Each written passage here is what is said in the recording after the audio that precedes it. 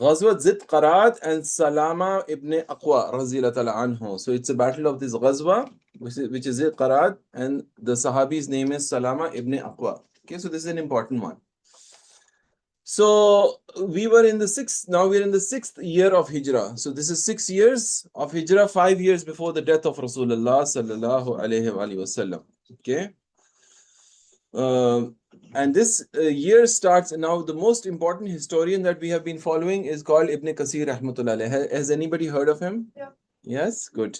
So he's one of the mufassirin of the Quran. He has been writing the commentary of the Quran, and he's also one of the historians of Quran. Oh, sorry, of Islam. How do you say historian in Urdu? Muakhir. Muakhir nahi. Yeah, Tariq Thani hoga shayad. Anyway, so Ibn Kasir is the one who we are using as a primary source. He's very, very reliant. So Al-Imam Ibn Ahmad rahmatullah alayh narrates from Salamah ibn Aqwa that he, along with one of the slaves of Rasulullah, Rabah, went out to Medina to graze the camels. So now the camels of the Sahaba, some of the camels of Rasulullah, there were not a lot of grazing grounds within Medina. What does grazing mean? That the camels need to go out, they need to eat grass, chill out, relax a little bit. Yeah, basically out to pasture. Okay, so these people, they had just gone out of Medina to graze their livestock. Okay, this also included one of the camels of Rasulullah, okay, which Rabah took out. They used to take them first to a place called Bayat, and then that place ran out of pasture. Pasture means it ran out of grass. So they had to move further to a place called Al-Ghabba in order for the camels to graze. So they went a little bit further. So it's olden times, you have to go out where you find grass, because if your camels don't eat, then they become lean and then they become weak. Right? So Salamah raziyallahu anhu was not with the camels of Rasulullah. He was not appointed as the shepherd. It was Rabah who was the shepherd. Now, who was the shepherd of the flock?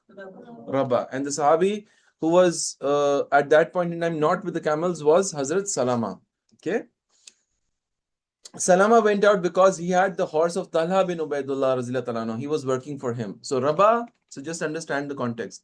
Rabah was taking out the animals of Rasulullah, especially the camel, and Hazrat Salamah raziyallahu anhu had taken out the horses of Talha bin Ubaidullah. Who is Talha bin Ubaidullah? Do you remember? He's one of the 10 Ashra Mubashra who were guaranteed Jannah. He's also that Sahabi who rescued Rasulullah on the battle of Uhud when he was injured. He was weak. So Hazrat Talha basically put him on his back and climbed all the way up to the mountain. So that is how special Hazrat Talha was. In another narration, it says that they left before Fajr. Okay, so they left a little bit before Fajr. Obviously, in the desert, it's very hot. It's not very good. So they had to leave pretty early, before the first adhan. So very early out in the day. So they might have gone out in the field and then they must have done Jama in the grazing areas. So far with me? Okay. Regarding the camels of Rasulullah sallallahu alaihi wasallam, they would leave early in the day and they would come back at the time of Maghrib, and then they would milk them and have their dinner. So this was normally the routine. In the morning they would go, they would graze, they would come back, you would milk the camels as well, and then they would have their dinner. That used to be the normal routine. So they had to have their camels in good fetter, because you never knew when the battle is going to come. You have to keep your mounts ready. Now all of this was happening. So they were nicely grazing their animals and everything. And then some bandits came, right? So it was time of Ghallas. Ghallas is the time of Fajr, when it is still dark. So now Fajr these days, Jama happens at around 4:30. What time does it start? Around 3:50, 3:55, something like that, right? So that's when the Fajr time starts, but it is still dark. Okay, that's known as Ghalas. Ghalas is the time of Fajr, when it is still dark. Abdurrahman bin Uyayna, he was the leader of the bandits, and these were from the tribe of Ghatafan. If you remember, the Ghatafan were also present at which battle? Very good. So Ghatafan was also present at the Battle of Khandak. Now, this person, Abdurrahman ibn Uwaina, he's leading a bunch of bandits and they attack this flock of people who are just not there on battle, right? They're just shepherding their animals. Now, they stole the camels of Rasulullah and they killed the shepherd. So they stole Rasulullah's camel and they killed the shepherd. This was a tragic event. Salamah anhu said, so I told Rabah, take this horse and go back to Medina and deliver it to Talha bin Ubaidullah. So the horse of Talha bin Ubaidullah was with Salamah. He tells Rabah, get on the horse and let Rasulullah know that his camels have been kidnapped or have been taken away. Salamah, rather than taking the horse himself, he gave it to Rabah in order to take it back to Medina, and he depended on his legs. He was a very fast runner. He was one of the sprinters amongst the Sahaba. And he was also very brave. So he gave the horse to Rabah, go back quickly, announce it's like calling 911, right? Announce the emergency, and I will run home and I'll take care of these enemies. That's okay. Okay, Ibrahim, can you pour me some water, please? He wanted the news to get back to Medina very, very quickly. So he sent Rabah with his horse, but he himself climbed over a small mountain on top of a hill. That's the mindset of the Sahaba, right? They just don't run away like that. So he sends Rabah away, but he himself gets on a little bit of the mount. Now, if you remember from the Makkah series, there is an announcement that the Arabs used to do. It is Wasubaha, Wasubaha, Wasubaha. Wasubaha is like if you were sitting here and you hear air raid sirens. Remember? If you hear air raid sirens, you would all get very worried. Ki kuch ho gaya hai, India's attacked or something. The same thing in Arabian times used to be Wasubaha. Wasubaha is like 911. It's in emergency times.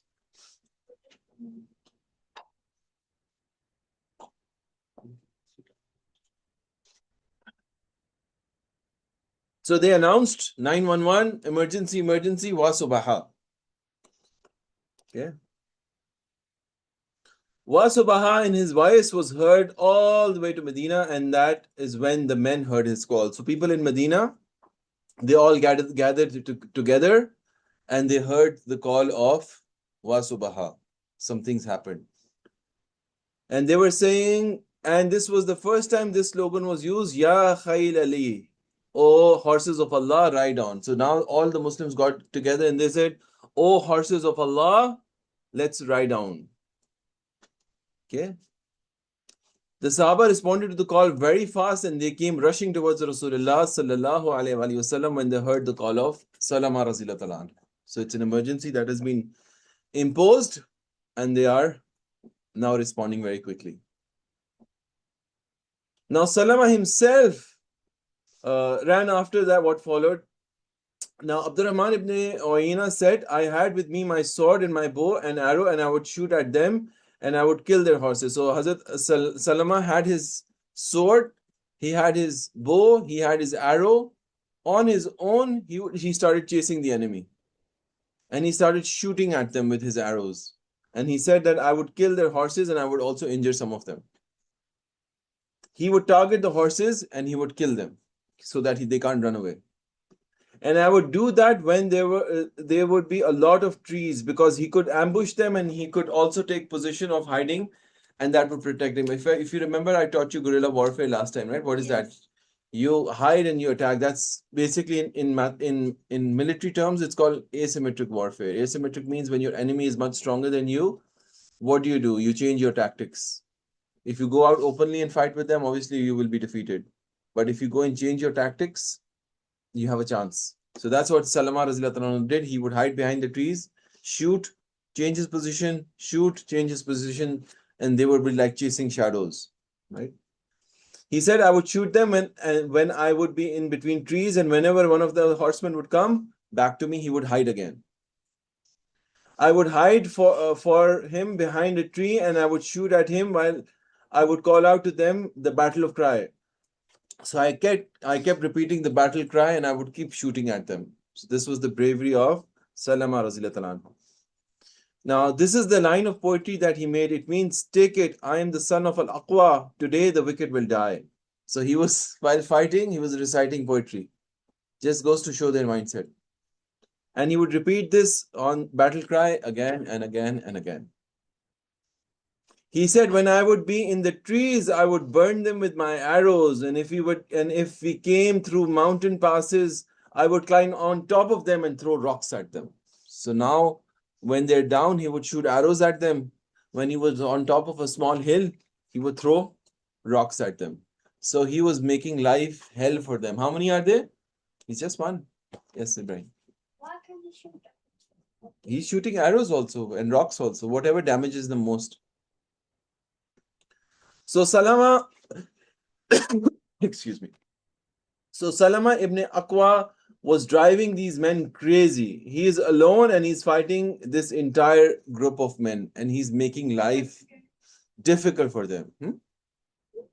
It's, if you remember, Noaim ibn Masud, he was just one person in the Battle of Trench and he made all three of the allies fight with each other. And now you had Salamah bin Aqwa radhiyallahu anhu, he's driving the enemy mad with this. So first of all, he is alone and they are a large group. Number two, he was on foot and they were on horseback. That did not deter him. He was still fighting hard. But Salamah was courageous and he was fast and he was a good archer. And the most important thing was he was a mu'min. So just remember, especially the boys, okay? All the boys who you think are, really manly, you can go and do paddas in school.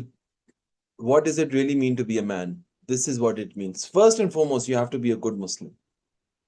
You can't be a real man if you're not a Muslim and a practicing Muslim. Somebody who can lift 100 kilos on a bench but can't lift the blanket over you at Fajr, you're not a man. You can lift 200 kilos, but you can't lift the blanket at Fajr time. Don't think of yourself as a macho man. Zero. So the first thing, you have to be practice. Same things, walking down the street.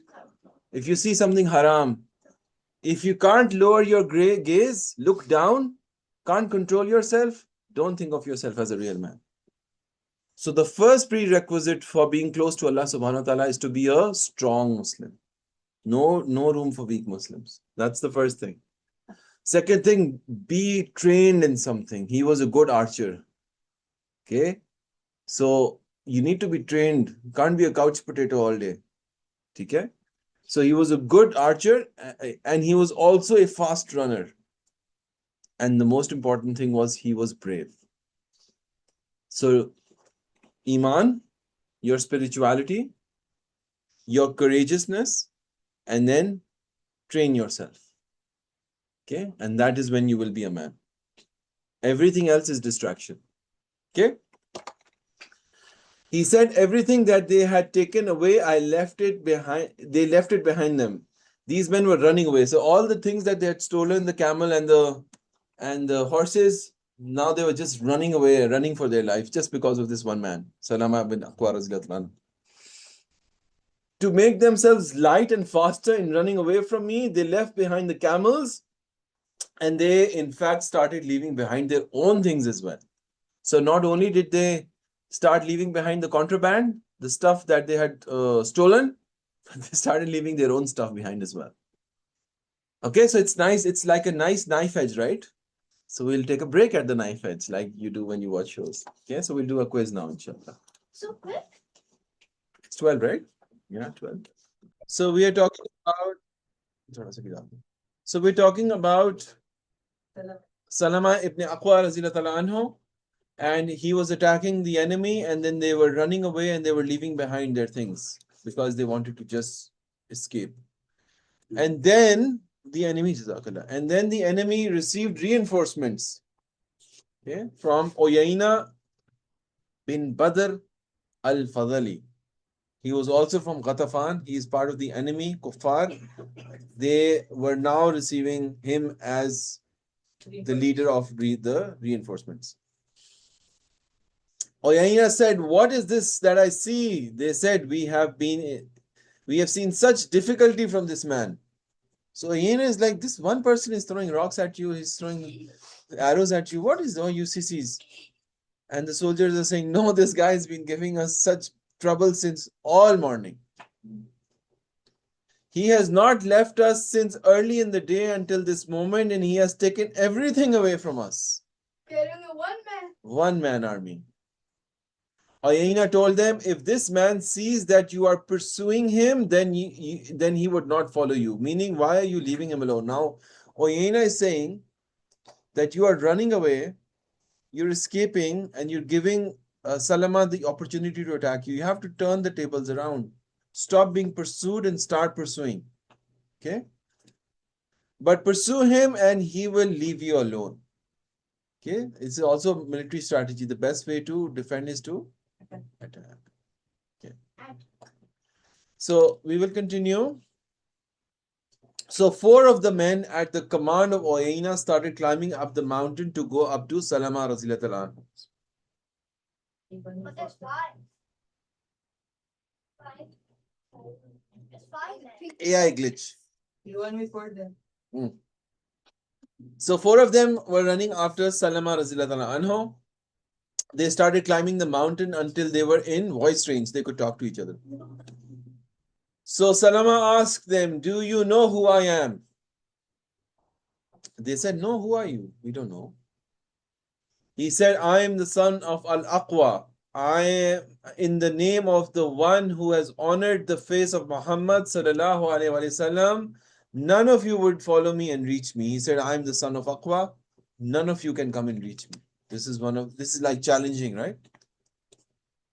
And none of you whom I follow will escape me. If you try to chase me, if you try to get me, you will not be able to do so. So he's one person talking to 4 people with confidence, with courage, and saying, look, you will not be able to touch me. But if I pursue you, I would hunt you down. One of them said, I think he's right. And then they started descending. Look, the fear Allah puts in the hearts of, I don't know if you've seen this video. It's from India.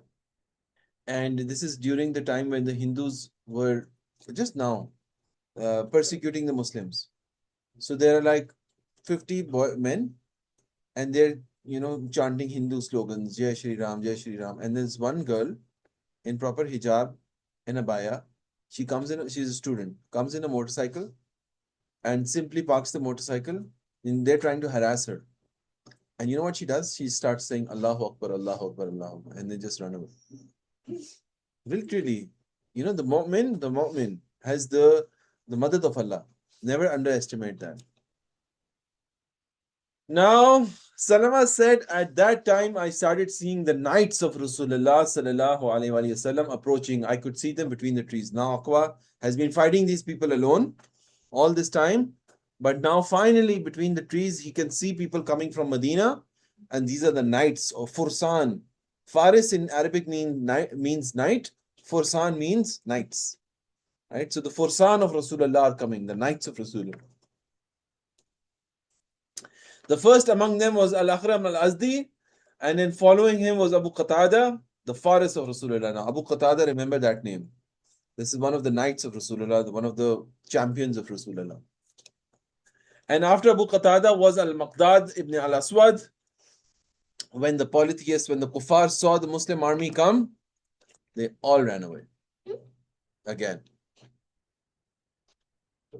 Now, the first one, Al-Akhram Al-Azdi, so Hazrat Salamah Razilatahu anhu says, I came down off the mountain and I held on to the reins of his horse rather.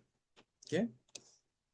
And I told him, Oh Akhram, be careful from them because I fear that they will cut you off. Now, Al-Akhram is riding in front of the main Muslim army.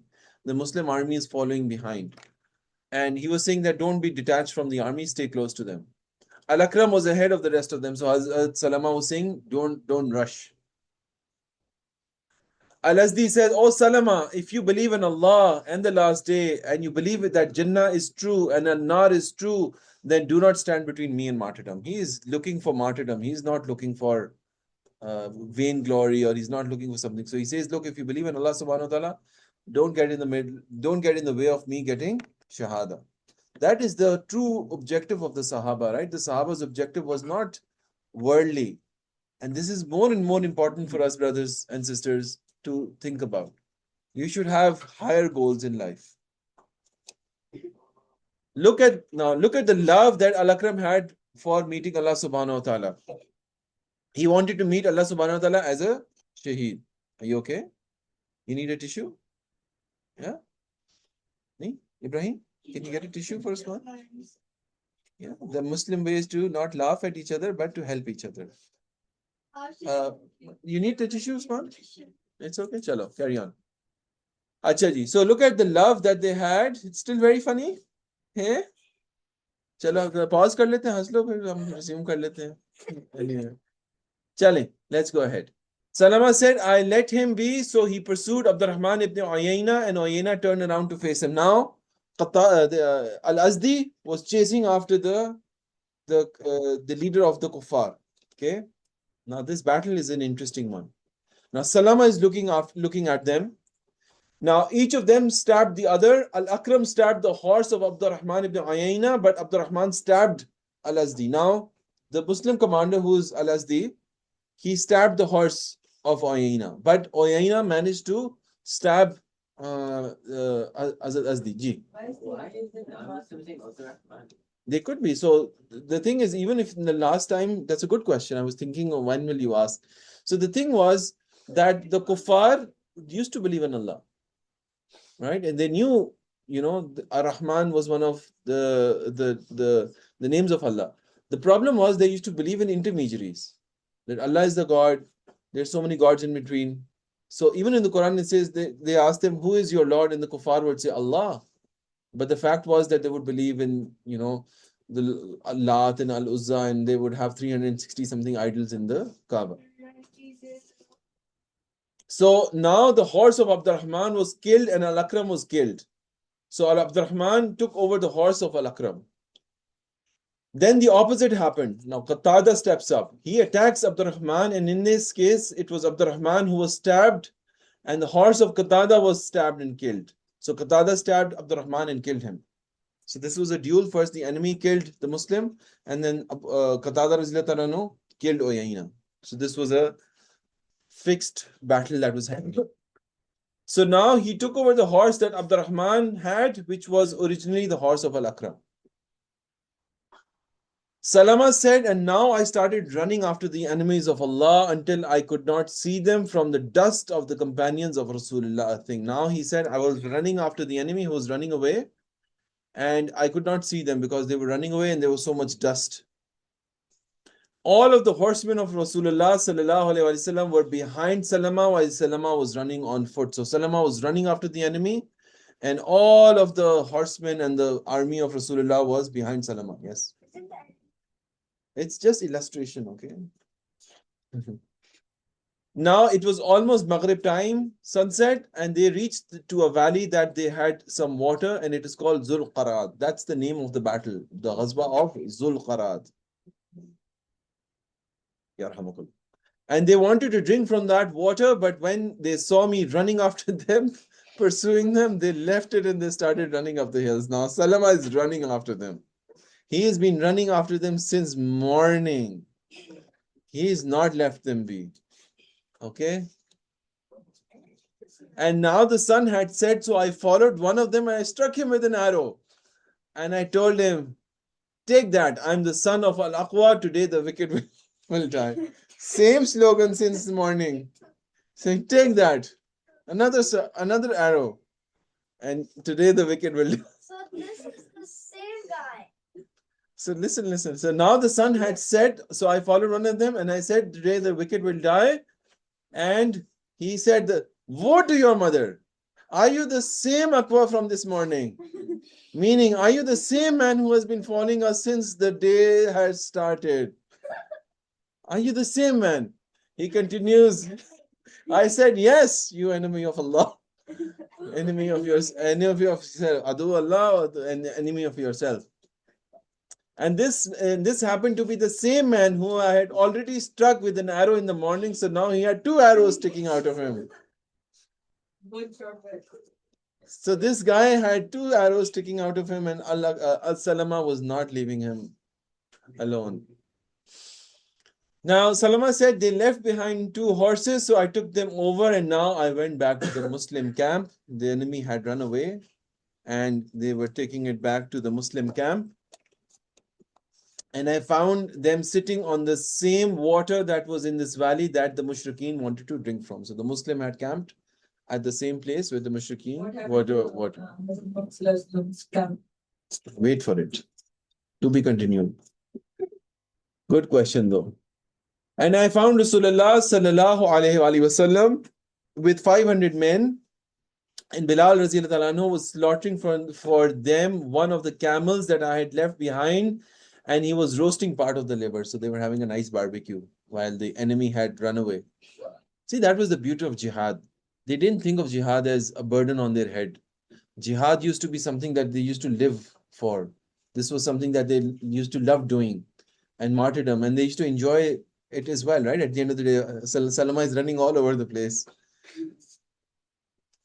So, and I came to Rasulullah sallallahu alaihi wasallam and I told him, Rasulullah, let me choose 100 from amongst your men and I would pursue with them the kuffar until we leave none of them alive. Now it's the end of the day.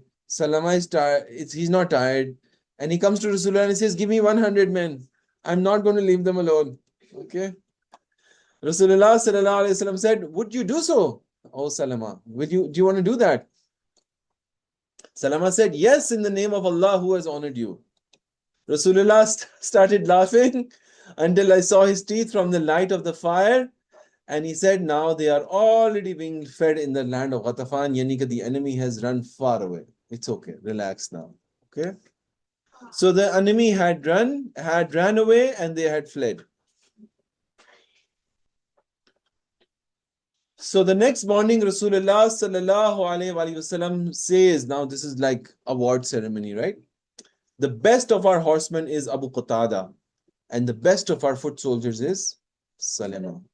Qatada was the one who had killed Uyayna, if you remember, right? Yeah. And the best of the foot soldiers is Salamah, who had driven the kuffar crazy all day. It's not over. There's another interesting story coming. Oh. It's not over yet.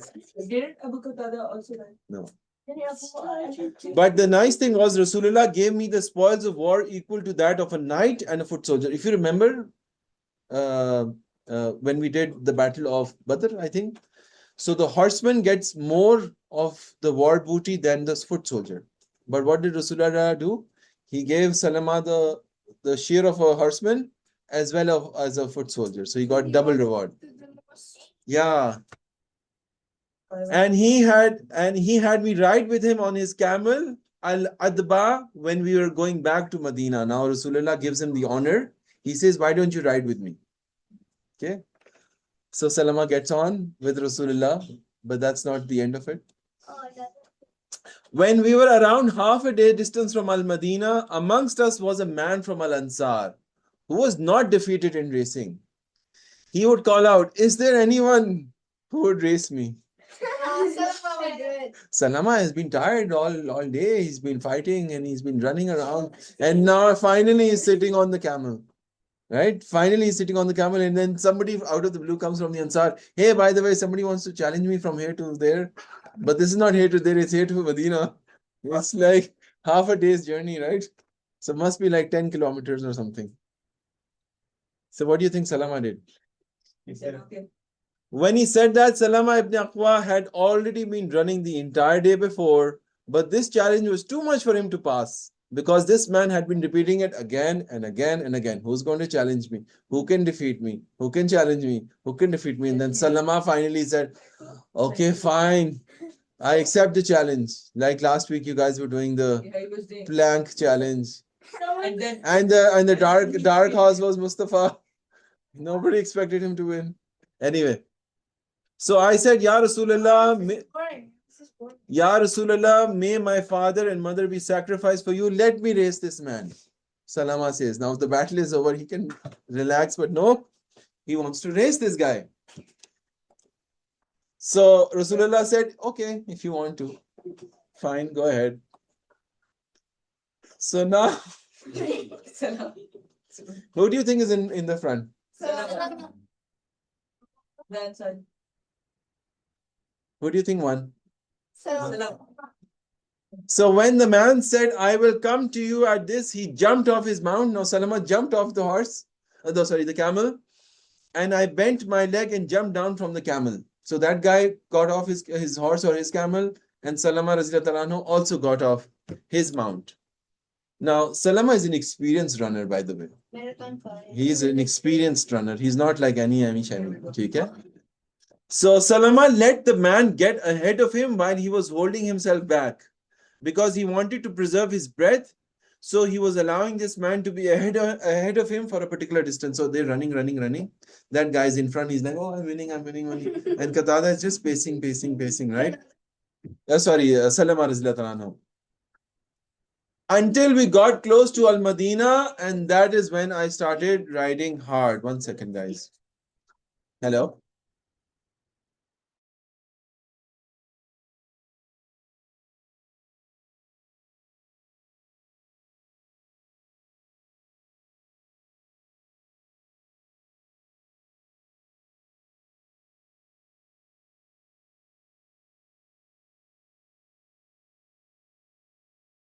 Apologies. So until we got close to Medina, then I started running hard. You said riding hard.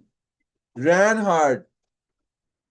And when I was behind him, I slapped him on his shoulders with my hand and told him, I beat you in the name of Allah. So now that guy was thinking, oh, I'm winning, there's no problem. And Salamah was in control, man. He was in control.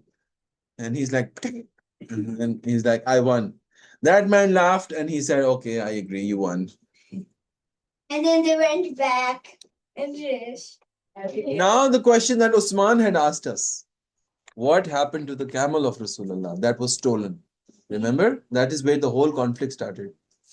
Ibn Kasir talks about the camel of Rasulullah. The camel's name was Al-Adba. Remember this because it will come in the quiz next time. Rasulullah sallallahu alaihi wasallam was riding on Al-Adba and he had Salamah ride with him, like I told you. Okay. This hadith is narrated by Imam Abd ibn Hanbal, and he says Al-Adba belonged to a man from Bani Aqil. Initially, shuru mein. So this camel, it has a history, okay? Now, Arabs love their camels and the history of their camels. So this camel belonged to a person called Banu Aqil, from a tribe called Banu Aqil, and it was a racing camel actually. Like you have racing horses, it was a racing camel, and it was a very fast camel. It was a Hajj racing camel. It would call him a Hajj racing camel. It's a fast racing camel. I think I know. So this man from Bani Aqil, a long time ago, some time ago, was taken captive by the Muslims along with the camel. This is before this battle, okay? This is just telling you the history of this camel. Yeah. Rasulullah passed by him and he was tied up, and Rasulullah was riding on a donkey at that point in time. So the man called out, Ya Muhammad sallallahu alaihi wasallam, why did you take me and take my camel captive? Why did you tie me up? Right? This man was over Bani Aqil and he was protesting. Why was he arrested? Why was he taken captive? Right? So he was not happy. He was traveling somewhere in Arabia and the Sahaba saw him and they captured him and brought him to Medina and they had tied him up. So they just saw him. There was no battle that was happening and they just tied him up. The reason why this man was protesting, because his particular tribe, Banu Aqil, were not in a state of war with the Muslims, where they are not fighting the Muslims. So he's like, why did you capture me, man? I'm not fighting you. There's no battle between us. So Rasulullah sallallahu alaihi wasallam answered him back and told him, we take you because of the fault of your allies of Banu Saqif. You know where Banu Saqif was from? Taif. And what happened to Rasulullah when he went to Taif? They stoned him. They stoned him, the young ones. So Banu Aqil were allies with Banu Saqif. So Banu Aqil, because of their alliance with Banu Saqif, were then implicit. But that's not enough. Saqif were in war with Rasulullah.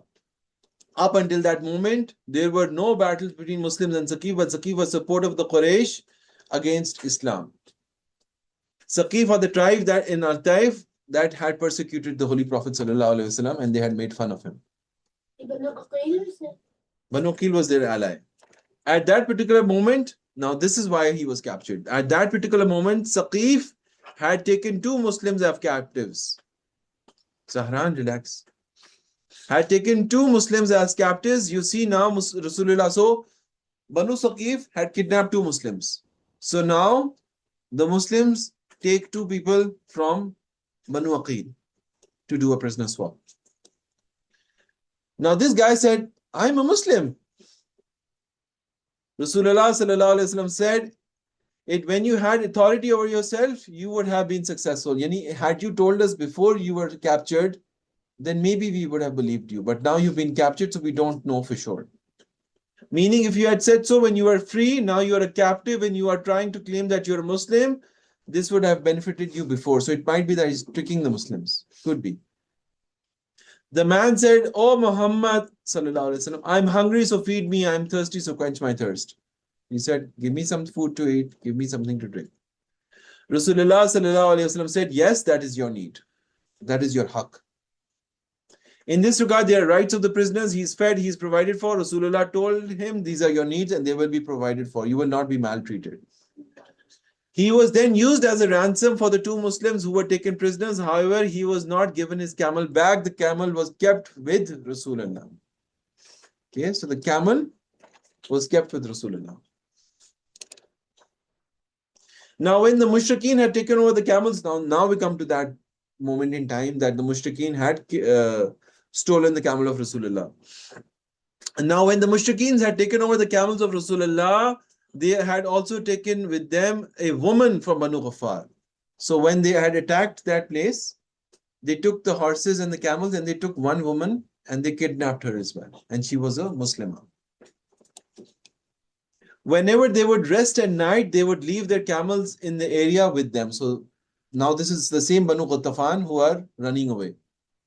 So one night while they were asleep, this woman started walking towards each camel in order to take it and run away on its back to Medina, but the camels would refuse. So this woman, she would go to different camels. Now those of you who know how to do horse riding would find that some horses are well trained. You do this, you kick them a little bit, they start. With the camel, you have to give them a command and they stand up. So this woman, she goes to all the camels, none of them respond to her. None of them, except one. Raga. So the raga is a noise that the camel would make and say, look, I don't want to. It's like a horse making a sound, so a camel also makes a sound, which basically means I'm not moving. So she kept going until she came across Rasulullah's camel, which was taken, and that was Al-Adba. Adba was silent, and when she rode on Al-Adba, it was very well domesticated and very simple to read. So it was a very good camel. Like a horse, you get in, you touch them a little bit, the horse starts. Touch them a little bit more, it trots, canters, go left, go right. So that's a well-trained horse. So similarly, Al-Adba was a very well-trained camel. So she rode Al-Adba. So she made a promise to Allah. And she said, if Allah saves her on the back of this camel, she would slaughter this camel for the sake of Allah. Now she doesn't know this is Rasulullah's camel. And this is a racing camel. And this is a special camel. I know this story. And she said, if I were to be successful and escape, I'll give this as sadaqah, chop him up and feed them to everybody. Yeah, So now she arrived in Medina and she told Rasulullah sallallahu alaihi wasallam about the promise that, look, I've escaped, I'm fine, now I have to sacrifice this camel. And Rasulullah sallallahu, what do you think he said? Not you. kiss the gun. I know it. Just slaughter him. She had made a promise, right? Just slaughter him. Just slaughter him? Yeah. Take someone else. Online people? Just slaughter him. Are you recording? Yeah. Are you sure? I'm not recording. Hold on, please don't tell me. ना हो रहा है ना अच्छा So then Rasulullah sallallahu alaihi wasallam told her, what a bad reward you're rewarding this camel. He saves you and you want to slaughter him? This camel has saved you and brought you to Medina and you want to slaughter it? And Rasulullah then said, you do not have to fulfill a promise that includes a sin. The thing was, she did not own the camel. So she could not fulfill the promise. If she had done so, she would have sacrificed somebody else's property without their consent. So that would have been a sin. So that's why Rasulullah, because at that point people would have said, oh, this is a promise to Allah, this is a promise to Allah. How can I not fulfill it? But Rasulullah then he said, it's a promise, but you cannot fulfill this promise because it's not yours. Now she did, she did not own the camel. The camel belonged to Rasulullah, and Rasulullah told her not to sacrifice the camel. Yeah. And that is the end of the story of the camel of Rasulullah sallallahu alaihi wasallam. And inshallah we will resume. I'll tell you when we will resume. Inshallah. Any questions? Next Saturday. I'm not getting pizza. Okay. Inshallah, I'll let you know if we have a class next Saturday. तो खत्म, class over. Why? It's one. मतलब आप break दे रहे हैं कुछ ऐसे? No. I'll tell you. Okay, Assalamu alaikum. Should I get a pizza? Yeah. Okay, Assalamu alaikum.